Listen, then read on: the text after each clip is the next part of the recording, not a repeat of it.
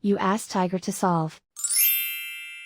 This deals with linear equations with one unknown. The final result is x equals -6. Let's solve it step by step.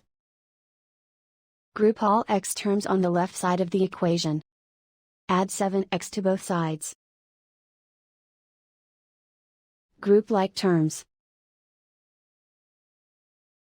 Simplify the arithmetic. Group like terms. Simplify the arithmetic. Group all constants on the right side of the equation. Subtract 13 from both sides. Simplify the arithmetic.